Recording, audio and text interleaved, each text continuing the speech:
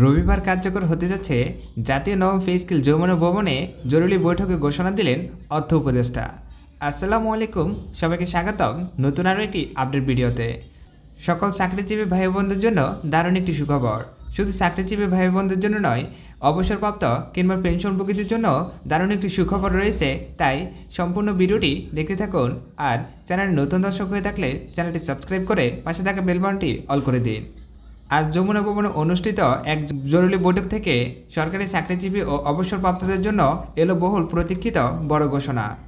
অর্থ উপদেষ্টা বৈঠক শেষে স্পষ্টভাবে জানান, রবিবার থেকেই নতুন পে স্কেল কার্যকর হচ্ছে। দীর্ঘদিন ধরে আলোচনা, জল্পনা ও অপেক্ষা চলছিল। আজকের বৈঠকের মধ্য দিয়ে তার অবসান ঘটতে যাচ্ছে। বৈঠকের শুরুতেই অর্থ উপদেষ্টা বলেন, বর্তমান অর্থনৈতিক বাস্তবতা, মূল্যবৃদ্ধি ও সাধারণ মানুষদের জীবনযাত্রা ব্যয় বিবেচনায় রেখে সরকার এই সিদ্ধান্ত নিয়েছে। সরকারি চাকরিজীবীদের ন্যায্য অধিকার নিশ্চিত করেই নবম পে স্কেল কার্যকর করার পথে অগ্রসর হওয়া হচ্ছে বলে তিনি উল্লেখ করেন। অর্থ উপদেষ্টা আরও জানান, নির্বাচনকে সামনে রেখেই কোনো ধরনের অনিশ্চয়তা রাখা হবে না।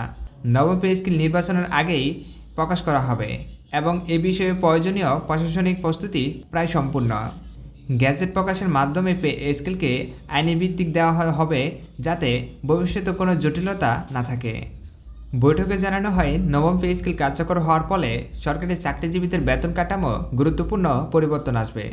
গ্রেড ভিত্তিক বেতন পুনর্গঠন করা হয়েছে, যাতে নিম্ন ও মধ্য গ্রেডের কর্মচারীদের তুলনামূলকভাবে বেশি সুবিধা পান। এতে কর্মচারীদের জীবনযাত্রার মান উন্নত হবে বলে আশা প্রকাশ করা হয়। অর্থ উপদেষ্টা ভাষায় এই পে স্কেল শুধু বেতন বৃদ্ধি নয়, বরং একটি কাঠামোগত সংস্কার।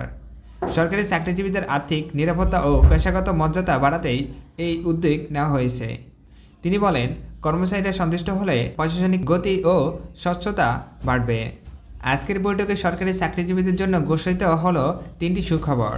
প্রথম সুখবর হিসাবে জানানো হয়, নতুন পে স্কেল কার্যকর হওয়ার সঙ্গে সঙ্গেই বকেয়া সংক্রান্ত বিষয়গুলো ধাপে ধাপে সম্পাদন করা হবে। অতীতের কোনো পাওনা যেন দীর্ঘদিন ঝুলে না থাকে, সে বিষয়ে সরকার আন্তরিক। দ্বিতীয় সুখবরটি হলো পদোন্নতি টাইম স্কেল সংক্রান্ত বিষয়টি ইতিবাচক সিদ্ধান্ত নেওয়ার ইঙ্গিত দেওয়া হয়েছে। দীর্ঘদিন ধরে একই পদে থাকা কর্মকর্তা কর্মচারীদের জন্য নতুন সুযোগ সৃষ্টি করা হবে, যাতে তাদের কর্মজীবন স্থবিরতা না থাকে।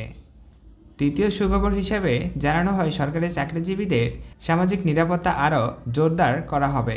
ভবিষ্যতে অবসরকালীন সুবিধা, গ্র্যাজুইটি ও অন্যান্য আর্থিক সুযোগ সুবিধা পর্যালোচনা করে বাড়ানোর পরিকল্পনা রয়েছে বলে বৈঠকে জানানো হয়।